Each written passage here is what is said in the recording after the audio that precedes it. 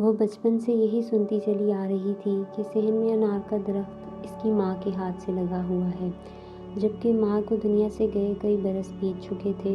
اسے ٹھیک سے یاد بھی نہیں تھا۔ درخت پر لگے پھلوں کا یہ حال تھا کہ ٹہنیاں اناروں کے بوجھ سے جھک کر زمین تک پہنچ جاتی تھیں۔ ایک عام قد کا انسان ہاتھ بڑھا کر آسانی سے انار توڑ سکتا تھا۔ ماں کے چلے جانے کے بعد گھر کا نظام بھابھی نے سنبھالا ہوا تھا۔ ایک مرتبہ اسی کے شوہر نے بیوی سے فرمائش کر ڈالی، بیگم سنا ہے آپ کے گھر جو انار لگے ہیں وہ بہت ذائقے دار ہیں، چند انار توڑ کر لائیے، ہم بھی چکھیں۔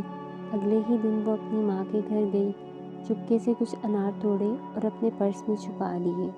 کچھ دیر بعد بھابھی کی نظر درخت کے قریب شاخوں پر پڑی۔ بھابھی شور مچانے لگیں، یہاں سے انار کس نے توڑے ہیں؟ اس نے جھٹ سے نند کے پرس کی تلاشی لی اور اسے برا بھلا بول کر انار واپس نکال لیے۔ نند بیچاری انتہائی دکھی دل سے روتی ہوئی بھائی بھابھی کے گھر سے نکل گئی۔ خاوند سے معذرت طلب کی، وہ انار نہیں لا سکتی تھی کیونکہ اسے اجازت نہیں۔ خدا کی کرنی دیکھ لیجیے، سنا تھا جس گھر سے بیٹی دکھی کر کے نکالی جاتی ہے، اس گھر سے رزق کی فراوانی روک دی جاتی ہے۔ ایسا ہی ہوا۔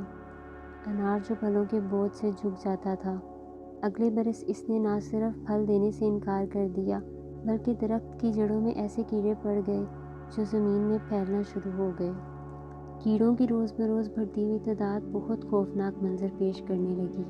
نوبت یہاں تک آن پہنچی کہ درخت کو جڑ سے اکھاڑ کر پھینک دیا گیا اور اس جگہ بھاری مقدار میں کیمیکل ڈالا گیا تاکہ کیڑے ختم ہو جائیں۔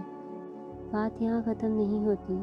ایک مرتبہ وہی بیٹی ان کے گھر واپس آئی اور درخت کو یاد کر کے رونے لگی۔ اس نے درخت کی جگہ اپنا ہاتھ رکھا اور ماں کو یاد کیا۔ اچانک اس کی نظر ایک ننھی سی جڑ پر پڑی۔ اس نے اسے اکھاڑ کر مٹھی میں بند کر لیا اور گھر چلی گئی۔ گھر جاتے ہی وہ جڑ زمین میں لگا دی۔ اللہ کی قدرت، وہ جڑ طاقت پکڑنے لگی۔ صرف 2 سال بعد ہی وہ جڑ تناور درخت بن گیا۔ دیکھنے والے حیرت میں ہیں، 3 سالہ درخت اب پھل دینے لگا تھا۔ چند سالوں میں یہ بالکل ویسا ہی درخت بن چکا تھا جسے جڑ سے اکھاڑ کر پھینک دیا گیا تھا۔ اب اس درخت کا پھل پورے خاندان اور برادری میں تقسیم کیا جاتا تھا۔ یہ ایسا جادوئی درخت بن چکا تھا کہ سارا سال سرسبز رہتا، اس کا پھل ہر گھر میں کھایا جاتا۔ اگر کوئی سمجھے تو یہ میرے رب العالمین کا بہت بڑا پیغام تھا۔